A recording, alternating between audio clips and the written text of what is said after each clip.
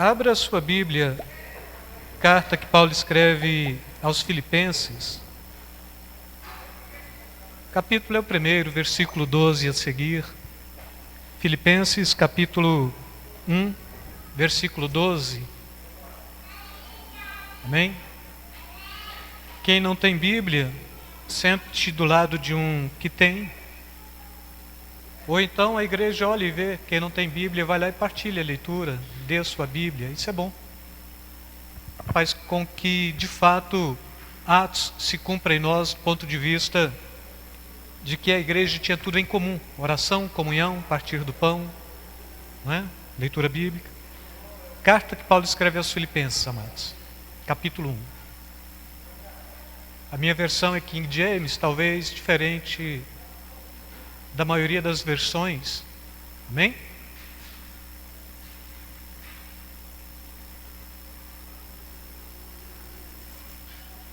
Assim, evangelista. Glória a Deus.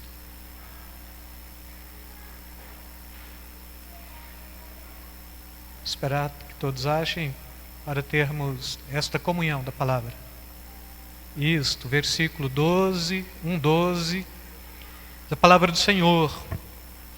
Palavra do apóstolo Paulo, inspirado pelo Espírito Santo, não é? Diz assim: desejo, portanto, irmãos, que saibais que tudo o que me aconteceu tem, ao contrário, servido para o progresso do Evangelho, de tal maneira a ficar evidente para toda a guarda do palácio, dependendo da versão de vocês, guarda pretoriana, que era uma tropa de elite do Império Romano, e para todos os demais, que é por causa de Cristo que estou na prisão. E os irmãos, em sua maioria motivados no Senhor por minhas algemas, ousam pregar com mais coragem e determinação a palavra de Deus. É verdade, contudo, que alguns proclamam a Cristo por inveja e rivalidade, porém outros o fazem com boas intenções. Estes o fazem por amor, conscientes de que fui posto aqui para a defesa do Evangelho. Mas aqueles outros anunciam Cristo apenas por ambição egoísta, sem sinceridade, imaginando que podem aumentar o sofrimento ocasionado por estas minhas algemas. Todavia, que importa? O importante é que, de qualquer forma, seja por motivos escusos ou nobres, Cristo está sendo proclamado, e por isto me alegro. Em verdade, sempre me alegrarei. Amém? Podem sentar, Deus vos abençoe. Esta carta que Paulo escreve a esta igreja de Filipos, ela faz parte de 4 cartas que Paulo escreve quando estava preso em Roma, chamado também de cartas de prisão. Então ele escreve o que nós chamamos de a princesa das epístolas, carta aos Efésios. Posteriormente ele escreve aos Filipenses, depois aos Colossenses, e depois ele escreve a sua última carta de cadeia mesmo, ao amado Filemon. Filemon, amigo de Deus, não é? E quando a gente para neste contexto aqui do que Paulo está escrevendo, e o tema da pregação, como tema do louvor é o mesmo, evangelismo, evangelicalismo, talvez há uma contradição, porque quando a gente busca o conceito evangelicalismo mesmo, a gente começa com a reforma protestante, a gente passa por avivamentos chamado, dentro da igreja anglicana, chamado de metodismo wesleyano, por John Wesley. Posteriormente a gente vai pegar aí avivamentos de conotação pentecostal também. Na América do Norte a gente vai pegar avivamentos dentro de alguns segmentos evangélicos, porque quando se fala de evangelicalismo, em primeira pauta, em primeira dimensão, nós estamos falando da capacidade de abrir a Bíblia, ler a Bíblia, compreender a Bíblia, viver a Bíblia, vivenciar a Bíblia e ter a Bíblia como regra de fé, que é totalmente diferente da mensagem do Evangelho, que é aquilo que todo cristão faz. Mas a ironia, irmãos, é que quando a gente chega aqui em pleno século XX para XXI, O último dos que a gente tinha como conotação de evangelicalismo e que trazia uma mensagem profunda e que forçava todos a ter Cristo como centro da sua vida, foi um evangelista chamado Billy Graham. 2, 3 anos, 4 anos talvez, ele partiu para o Senhor agora, e depois disto surge um tipo de evangelicalismo que é pejorativo. Segmentos que se unem para apoiar uma conotação político ou político-religiosa, mas que traz a pauta do Evangelho e de Cristo como sendo o centro disto. Então pegou aquilo que foi sério desde a Reforma Protestante, foi sério por João Calvino também, foi sério por John Wesley, foi sério por Charles Finney, por Sturgeon, por outros mais, mas quando chega num momento determinado, aquilo que era muito sério, que foi feito para centralizar o cristão dentro da palavra de Deus e centralizar Cristo na sua própria vida, foi desconstruído por um sistema e por um esquema que nada mais tem a ver e que traz mais prejuízo para a fé cristã do que necessariamente possibilidades de que alguém seja confrontado e conflitado pela palavra de Deus e que traga Cristo para o centro. Por exemplo, eu mandei para o grupo de oração, os 4 ou 5 maiores hereges da atualidade. Cada um destes tem a capacidade de, dentro de um estádio, por aí 40, 50 mil pessoas, dentro de um ginásio. Por último, o último mesmo que está apresentado naquele quadrozinho, foi quem fez toda a narrativa desta novela que está passando na Record. Então ele foi ali o paleontólogo e teólogo também, historiador, que traduziu como deveria ser o Gênesis, até agora onde está acontecendo. Mas aí ele diz que vai encontrar ateu no céu também. E este camarada é um dos evangelicalistas de hoje. E o que isso tem a ver com a nossa pregação? Vocês vão compreender. Porque Paulo aqui, ele está preso, ele é condenado por ter aceitado a Jesus, por ter confrontado a religião judaica. O pessoal está conspirando para tirar a sua vida, ele, por ter uma cidadania, dupla cidadania. Ele era judeu, mas ele era romano também. Ele apela para César, ele é preso, ele é mandado para o Império Romano, e quando ele chega no Império Romano, ele tem esta possibilidade de, enquanto preso ali, poder escrever algumas cartas, e uma das cartas que ele escreve é justamente esta, e ele está preso. Prestem bem atenção, irmãos. E aqui tem um grupo de pessoas fora da igreja, fora da prisão, dentro do império, e que de alguma forma compreenderam que se porventura usasse da palavra do Evangelho, assim como Paulo fez, agravaria cada vez mais a sua prisão, a sua sentença. A prisão também serviu para um outro grupo, o grupo daqueles que estavam ali tímidos, mas que eram cristãos convictos.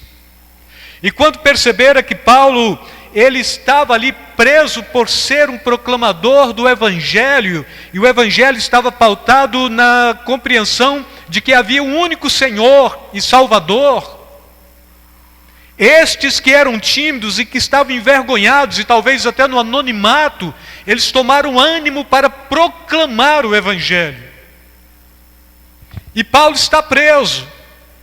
E com certeza, quando ele escreve esta carta, ele já está tendo esta impressão de que ele está sofrendo no seu encarceramento, porque o Evangelho estava sendo proclamado, e ele percebia que estava sofrendo mais, porque a dimensão da proclamação do Evangelho estava sendo algo abismal para o contexto.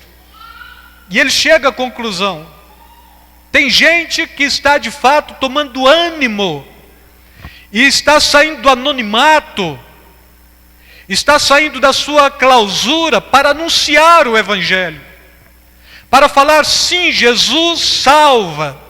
E a razão mais lúcida e explícita de que Jesus salva é que aqui tem um ex-fariseu que praticava o judaísmo, está preso, por amor a Cristo. Este homem esteve envolvido na morte de muitos outros, mas aqui preso porque então está pregando o Evangelho, e isto incentivava, e à medida que incentivava, as pessoas proclamavam e anunciavam o Evangelho, mas também aqueles que rivalizavam a fé cristã perceberam: a gente pode fazer este apóstolo sofrer mais ainda. E o que a gente faz? Necessariamente não somos amigos da fé, somos até inimigos da fé. E com certeza é um grupozinho que a gente chama na teologia de judaizantes. Supostamente havia aceitado Jesus, mas queria que cumprisse todos os rituais da lei. E à medida que eles percebem isto, eles começam a proclamar também. Porque percebia que à medida que eles proclamavam, fazia com que Paulo sofresse mais no cárcere. E aí, à medida que ele vai percebendo isto, ele escreve esta carta, e ele vai falando das aflições que ele estava tendo, mas assim, Paulo está preso, ele está resolvido, ele propõe: eu estou preso, a palavra de Deus não está, e não importa, o problema é que se eles estão pregando o Evangelho, por que então tomaram ânimo para isto? Que bom! Se eles estão pregando, ou outro grupo está pregando para agravar mais as minhas cadeias, não tem problema também, porque contanto que o Evangelho seja pregado, não tem problema a forma que eles estão usando, desde que seja o Evangelho, desde que seja a palavra de Deus. Perfeito, este é Paulo. Fora do contexto de Paulo, então, tem-se aqui uma igreja tímida, meio acovardada, mas que toma incentivo porque vê Paulo pregando, ou vê Paulo totalmente encarcerado e pregando também, e aqui ele está usando tudo que ele tinha ao seu favor para anunciar o Evangelho, e Roma estava sendo evangelizada mesmo. E este grupo percebe o seguinte: o outro grupo, a gente rivaliza, porque se a gente conseguir pregar também, ele vai ficar cada vez mais preso. E este homem solto, ele é um problema para o império, é um problema para nós que somos judeus, é a solução para aqueles que são escravos, é a solução para aqueles que vivem margeando a sociedade do império. Então vamos mantê-lo preso. E como a gente faz isto? Pregando. Então usa da palavra de Deus para trazer prisão cada vez mais agravante para aquele que era um representante do Evangelho. Esta história é meio complexa e até meio contraditória para você aceitá-la como verdadeira, mas é isto que aconteceu. E a gente vê isto acontecendo hoje em boa parte do nosso segmento cristão evangélico protestante, não é? Pessoas que estão pregando para competir, pregando para tentar ver quem é que no final do mês tem uma conta mais gorda, mais poderosa, com a quantidade maior de fiéis. Esquecem que o Evangelho é uma mensagem de vida eterna. Pregam uma mensagem que é somente para esta vida. E quando pregam uma mensagem que é somente para esta vida, eles mesmos não têm compreensão e não têm consciência, e não têm segurança e nem confiança da sua própria salvação. E aí, pegando a realidade de Paulo para cada um de nós, talvez seja isto que eu queira propor a primeira condição aqui. Caso você sabe que está fazendo a coisa certa e sabe que isto te traz incentivo, ou te dá prazer, porque o que você está fazendo de certo incentiva outros a fazerem o mesmo, você sente alegria por isso? Ou seja, sou santo, estou vindo à igreja todos os dias para orar, para consagrar a minha vida. Estamos em plena pandemia, mas não tem problema. Todos os dias pode chegar aqui 9 da manhã, a porta da igreja vai estar aberta. Se chegar uma pessoa, a gente celebra. Se não chegar ninguém, a gente celebra. E se não tiver gente para a gente celebrar e falar da palavra de Deus, a gente dobra o joelho e vai orar. E a gente vai ficar aberto até as 10 da noite. Então a gente fecha, vai embora, volta amanhã. E a gente vai continuar isto de alguma forma, se começar a fazer com que pessoas se incentivem a sair das suas clausuras em detrimento, principalmente desta pandemia, a vir para a igreja. Você fica alegre com isto? Quantos ficaria alegre com isto? Deveríamos ficar, temos que ficar. Mas e se você perceber que se À medida que você vai fazendo com que de fato a igreja permaneça aberta, então você vai encarar um fiscal que vem fechar a igreja, você vai encarar aí um outro guarda municipal que vai querer fechar a igreja, o guarda não resolveu, vai chamar o PM para fechar a igreja, PM não resolveu, vai chamar o fiscal do PROCON para fechar a igreja, e de repente você percebe que todo esse tipo de aflição e de agonia vai te fazer sofrer para manter a igreja aberta. Você se alegraria com isso? Estão entendendo? Ou seja, se sou eu, a alegria e a tristeza é minha. Mas eu quero pôr cada um de vocês nesta pauta. Cada um de vocês. Fica aqui, a igreja está aberta. O povo vem, você ora, você canta, você celebra, você anuncia a palavra de Deus. Perfeito, o povo vai embora, você continua. Está tendo resultado, as pessoas estão vindo.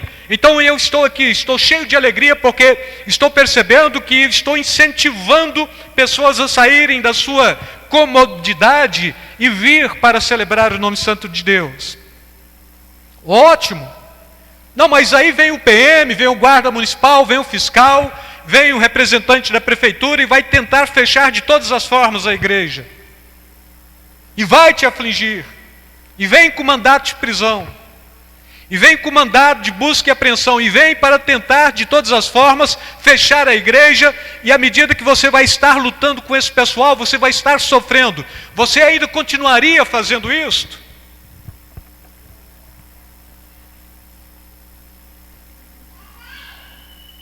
Um PM apontando a pistola ali e falando, olha, desce daí do púlpito, porque senão vou atirar na sua perna e vou te levar preso.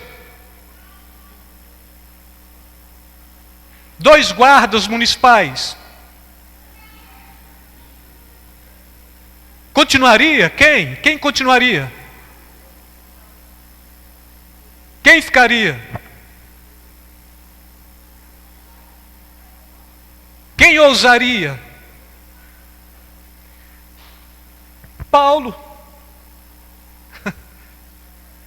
E Paulo está falando assim, olha, sejam meus imitadores como eu sou de Cristo. E se de repente um outro segmento cristão ali embaixo percebesse que o ato de eu estar sofrendo aqui, ele passasse com um carro de som na porta da igreja, anunciando culto na igreja de Cristo 24 horas, vai fazer com que eu fique preso, ou então sofrendo na mão desta corja, que está tentando fechar a igreja de todas as formas. Esse camarada não tem muito a ver com o evangelho, mas ele faz isso porque ele vai agravar cada vez mais a situação da igreja local. E Paulo praticamente está falando isso, irmãos. Bom, eu poderia me alegrar ou eu poderia entristecer. Esta é a questão que eu quero que vocês compreendam. Mas às vezes a nossa condição cristã, ela será um dos maiores testemunhos que podemos dar para que os demais possam testemunharem de que podemos de fato ter e despertarmos e ter incentivo o suficiente para saber que vale a pena servir a Jesus, não só na alegria, mas principalmente no sofrimento. Tem os crentes da alegria, porque quando tudo sopra alegria, a casa está cheia. Tem os crentes da tristeza, porque quando tudo sopra tristeza, a casa está cheia. Se está triste, então veio para a igreja, os alegres não estão. Os que estão alegres ficam enquanto a tristeza não bate, porque se bate a tristeza, eles não vêm à igreja. E a gente fica brincando de sentimento, evangelicalismo, barato, insignificante, que não produz nada.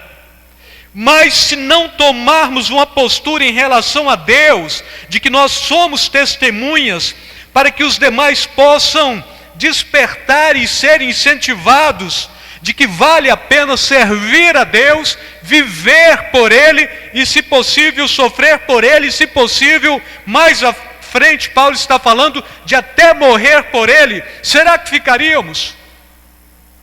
Ousaríamos? Quando a tragédia bate a porta, rede social, YouTube, Instagram, WhatsApp, Telegram, é a melhor terapia, porque eu anuncio para todo mundo, quero contar para todos a minha tragédia, para que todos olhem para mim e sintam pena de mim. Mas Paulo, nesta época, caso ele estivesse vivendo hoje aqui, ele iria falar: olha, não olhe para a minha tragédia, mas olhe para o resultado do que está acontecendo. Não tenha pena de mim, proclame o Evangelho, porque eu posso sofrer e eu posso morrer. E não estou muito preocupado com isso. E não estou preocupado com quem está pregando também, com quanto que Cristo seja anunciado. E daí, irmãos, ele traz uma máxima. Ele está falando: porque para mim o viver é Cristo, o morrer é lucro. Mas para quem prega o evangelicalismo, este moderno, destituído, mais voltado para uma consciência política do que de fato para uma consciência cristã, então viver é lucro, porque morrer eu perdi. Mas Paulo, ele está trazendo justamente o oposto: estou vivendo Cristo, e caso eu morra, lucrei. É vida eterna em Cristo Jesus. Com isto, irmãos, existem dois tipos de pessoas que são parecidíssimos, com muita dificuldade de se discernir dentro da igreja, mas que estão dentro da igreja: os autênticos e os inautênticos. É o que Paulo está falando aqui. Não estou falando da igreja local, estou falando da igreja corpo de Cristo. Mas aí ele continua mostrando também que estes inautênticos, eles são imitadores. Eles não são de verdade. Eles não vão à cruz. Eles não pagam preço. Eles não sofrem pelo Evangelho. Eles só imitam. Tem os cristãos que são originais de fato e de verdade, aceitaram a Jesus, foram redimidos, foram regenerados, foram santificados, estão por aí pregando e proclamando o Evangelho, não estão preocupados com nada, com nenhum tipo de possibilidade de perseguição, e as lutas há de vir por aqueles que pregam o Evangelho. E este cristão é verdadeiro, este cristão é original, só que tem réplica de cristão original também por aí. E você olha para ele, você fala: olha, ele é igualzinho fulano de tal, pastor, é igualzinho a irmã abençoadíssima, é igualzinho aquele outro, parece, é idêntico. Não tem defeito, não tem nenhuma deficiência, é perfeito em tudo. Mas o que atesta a veracidade deste cristão é o sofrimento. Será que ele tem capacidade de sofrer? Compreendam bem, eu comprei um tênis em uma loja aqui no Buriti Shopping, e o tênis era falso. E eu comprei, porque então eu gosto de correr. Aí pus esse tênis no pé e fui correr. É original, custou caro, é bom, supostamente. Corri com ele 2 vezes. 2. Infecção no fascite do calcanho. E daí eu presumi que seria o tênis mesmo. Troquei de tênis, reduzi a metade do que eu corria, estava correndo 10 mil metros por dia. Voltei para 5. Continuei correndo e fui fazendo tratamento, tomando aquilo que precisava, mais esses medicamentos mesmo que a gente compreende que não é tanta droga e é mais de casa mesmo. De repente, curei a infecção do fascite do calcanho, voltei a correr, peguei aquele tênis, fui olhar bem de forma mesmo, abri ali. Hoje você pega um YouTube, pega e abre uma página, um quadro no YouTube para tentar compreender se o tênis era falso.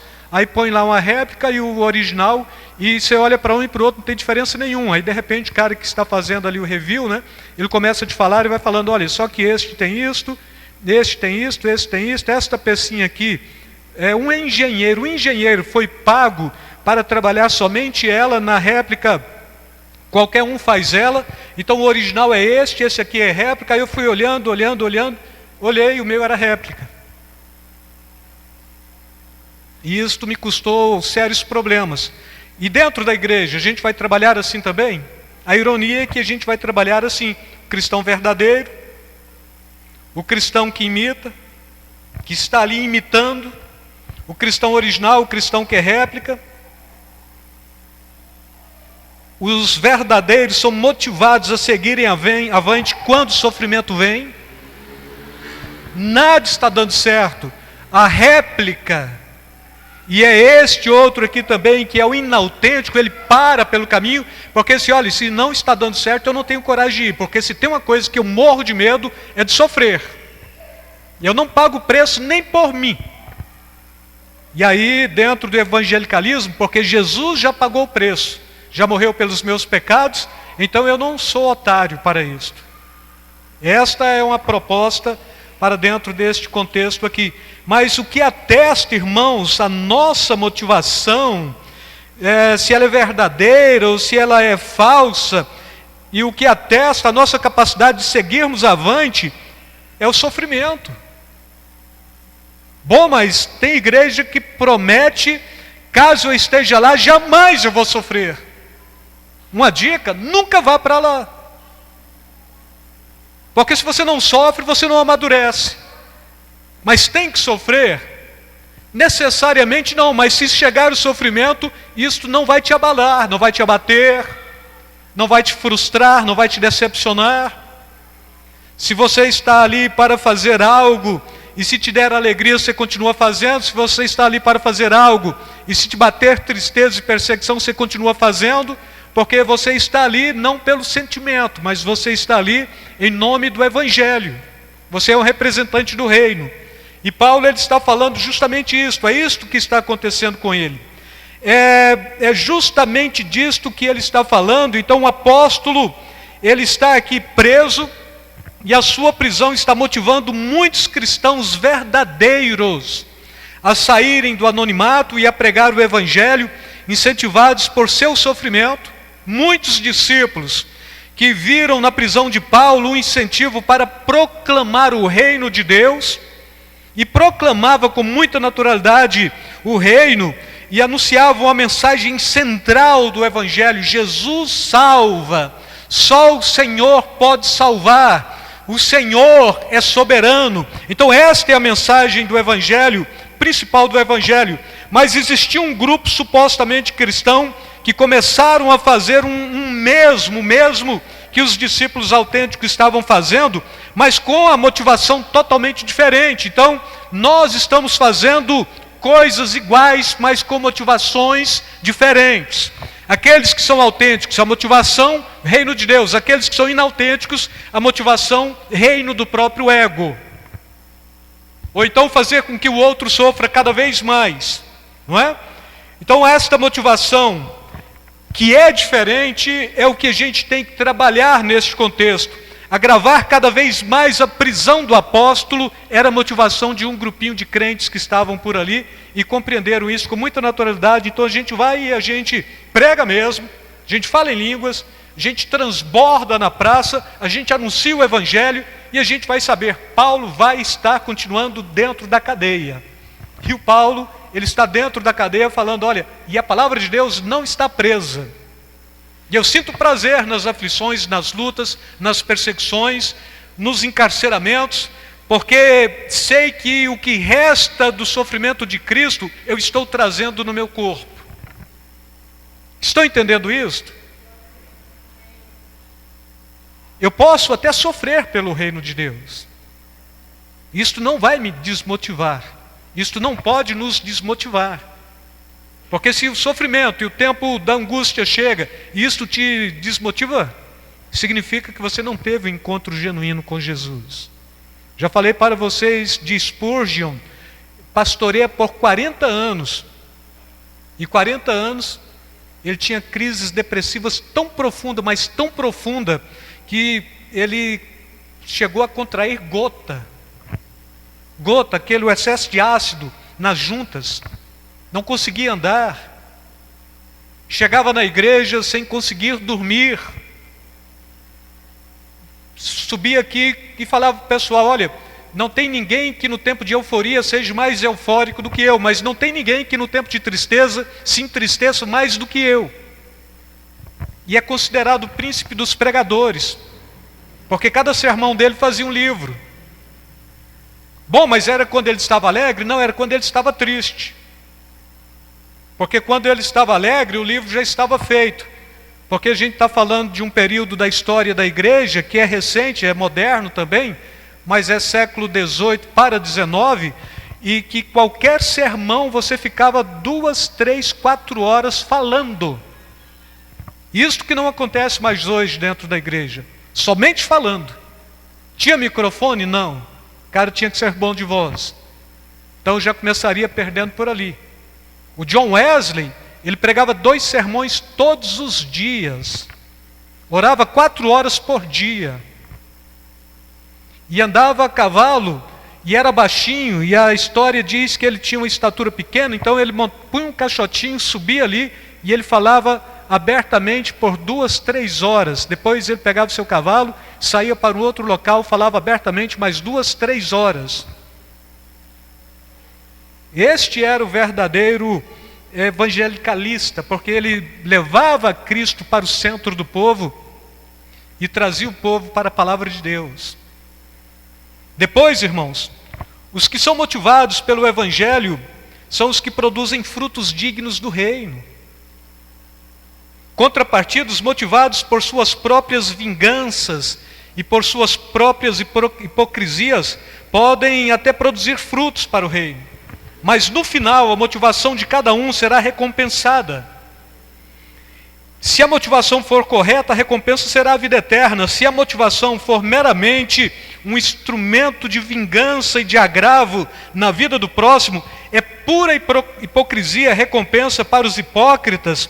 Já tem uma sentençazinha para ela no livro de Pedro. Pedro, quando escreve uma de suas cartas, 1 Pedro 2,1, ele está falando: portanto, livrem-se de toda maldade, de todo engano, de toda hipocrisia, de toda inveja e de toda espécie de maledicência. E quando ele está falando livrem-se disto, é porque caso vocês continuem dentro disto, vocês não herdam a vida eterna. Então compreendo o que é a motivação correta. A recompensa para os imitadores, para os que são réplicas, para os que são perseguidores do Evangelho, mesmo usando o Evangelho como respaldo, não será a vida eterna. Nem todos que se dizem cristãos compreendam isto. De fato, vai ter vida eterna em Cristo Jesus. Próprio Jesus, ele está trazendo esta sentença de pessoas que estavam falando: Senhor, mas naquele dia nós curamos, nós falamos em línguas, nós profetizamos, expulsamos demônio. E ele olha e fala: olha, para trás, apartai-vos de mim para o fogo eterno. É uma parábola, não é? Mas trazendo justamente esta proposta. Não é a motivação correta. A motivação correta é aquela que te faz sofrer por Cristo, porque então Cristo é o centro na sua vida. Cristo é o centro no seu próprio coração. Então, perseguidores do Evangelho que usam a palavra de Deus para perseguir o Evangelho. Ainda eu tinha falado aqui para vocês, e ontem eu tive a oportunidade de falar isto lá em Nerópolis. Falei: olha, o camarada que mais entende de Bíblia no Brasil chama-se Leandro Carnal. É ateu. O segundo que mais entende de Bíblia no Brasil chama-se Luiz Felipe Pondé, porque tem ciências da religião feita em Israel, em Tel Aviv. Ele diz: o ateu não praticante. E os crentes que estão aqui buscando compreender a Bíblia para sobressair e para proclamar o Evangelho, estão buscando uma causa central e perfeita. Aqueles não. Um deles cobra 40 mil. Era este o cachê, para dar uma palestra, e o outro compreendeu que falar hoje do presidente traz ibope. Então deixa eu ser aqui um colunista da Folha, porque todo dia eu escrevo para a Folha. Tem a ver esta questão de escrever para o presidente, contra o presidente? Não estou falando do presidente, estou falando de Jesus, do reino de Deus, da glória de Deus. Mas estou falando daqueles que têm motivação errada. sem compreender a Bíblia, o próprio carnal deixa de ser o que é. O Pondé deixa de ser o que é. E eles estão usando a Bíblia, sim. Mas para que eles estão usando a Bíblia? Contra nós.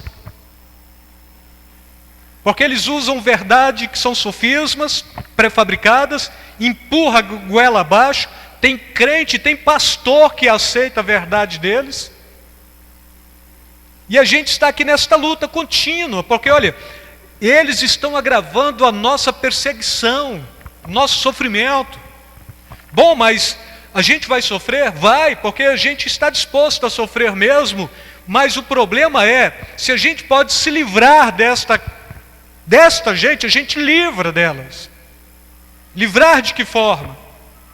Se todos tiverem convicção plena e absoluta de que se prega o Evangelho, você de fato vai produzir e ter em si a produção de frutos dignos para a vida eterna, então vamos pregar o Evangelho. Então não deixe aqueles que queiram rivalizar o reino de Deus e que são réplicas e que não são verdadeiros, que não são autênticos, tomar essa honra para si, porque no final das contas, lá no finalzinho mesmo, a proposta para aqueles que são verdadeiros é uma e a proposta para aqueles que são falsos é outra. Então eles não podem ter honra nem aqui e não podem tomar espaço no nosso meio, porque isso de alguma forma traz mais prejuízo ainda.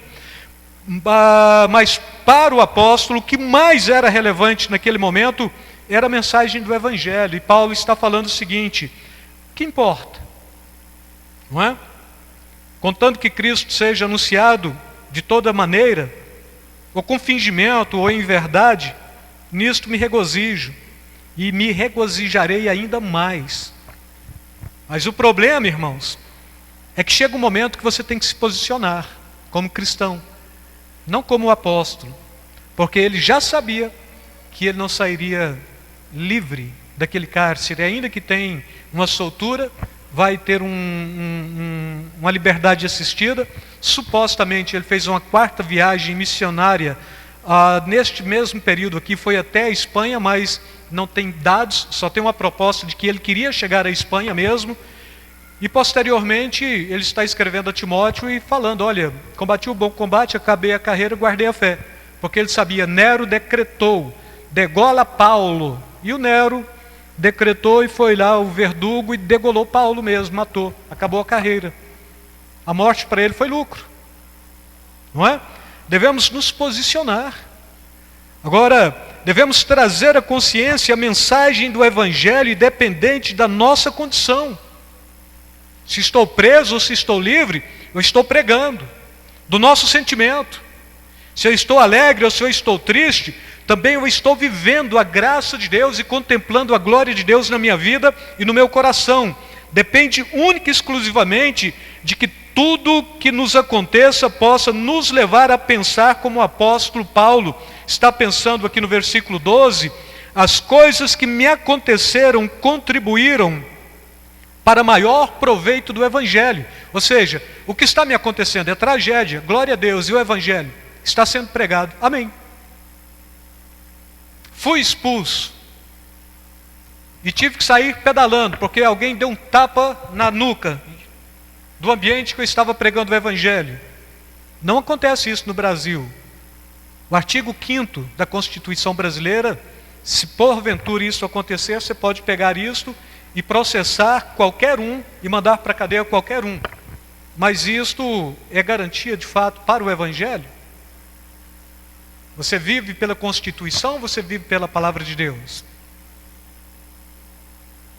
Estão entendendo, irmãos? Amém? E aí Paulo, ele está mostrando esta possibilidade. Somos estes que foram constituídos para a defesa do Evangelho. Você é cristão, você é salvo, você tem que defender o Evangelho. Você tem que proclamar o Evangelho, você tem que anunciar o Evangelho. E no versículo 19 ele diz: porque sei que disto me resultará salvação. É quando você luta pelo Evangelho, quando você porfia pelo Evangelho, quando você milita pelo Evangelho, é que você tem consciência de que a salvação é alguma coisa que já está sendo resultado daquilo que você está fazendo. A mensagem do Evangelho requer de cada um de nós a consciência da nossa salvação. Se sofremos ou se regozijamos, o faremos no Senhor. Se tivermos que viver com aqueles que tentam agravar o nosso sofrimento, irmãos, viveremos. A gente não se importa com isso. Se tivermos que suportar aqueles que de alguma forma confrontam a nossa fé, suportaremos. É o que Paulo está falando, é o que ele está trazendo aqui como realidade bíblica para cada um de nós. Mas o problema é, eu posso fazer uma campanha e me ver livre deste mal, não é? Não, irmão. Quem faz campanha aqui não tem convicção do evangelho do seu dia a dia. É errado fazer a campanha? Não. Mas primeiro tenha convicção da sua salvação, do evangelho, da proclamação da graça, todos os dias. E aí a Bíblia está falando, e eu quero traduzir isso para vocês, porque a nós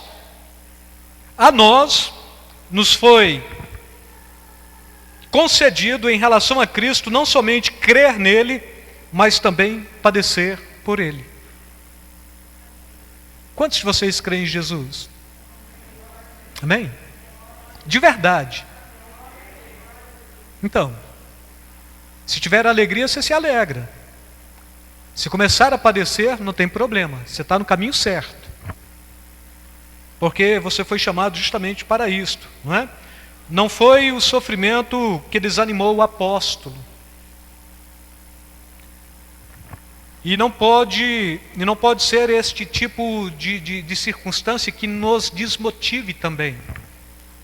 Bom, mas é que o pessoal lá de casa não aceita que eu vá à igreja continuamente. É pandemia, tem que me resguardar, distanciamento, isolamento, não é? Pois é, o pessoal lá de casa não vai me salvar. É a dura realidade que a gente tem que trazer para os nossos dias. Pois se somente deveis portar dignamente ao que Paulo está falando, conforme o Evangelho de Cristo, a nossa única possibilidade de nos portarmos dignamente conforme o Evangelho de Cristo é aqui. É no meio do povo de Deus, não é? No mesmo Espírito, combatendo junto, com o mesmo ânimo, pela mesma fé, no Evangelho. É o que o apóstolo Paulo está escrevendo. E ele tem nos chamado justamente para isso, viver esta realidade e compreender, olha, tem gente boa, mas tem gente ruim também. Tem gente que está convicto mesmo, mas tem gente que está usando de pretexto para trazer prejuízo. E daí? Tem problema. A gente vai indo e a gente vai caminhando. E eu quero concluir isto com 7 características de um cristão falso. Amém? Fala comigo, 7 características de um cristão falso. A primeira característica, irmãos, mesmo que tenha recursos materiais, ele não ajuda os mais necessitados. A segunda característica do cristão falso, você vai saber quem é autêntico, quem é inautêntico dentro da igreja, tá? A segunda característica é que ele vive cobrando dos outros que sejam honestos, santo, puro, coisas que ele não é. A terceira característica, nem ama pregações e nem as põe em prática, porque tudo que se prega é uma indireta para ele. Eu não gosto muito do pastor, porque ele joga indireta para a gente o tempo todo. Eu não gosto muito da Sandra. Eu não gosto muito da Lúcia, porque elas não dão meia volta. Se precisa falar, ela vem e fala e confronta.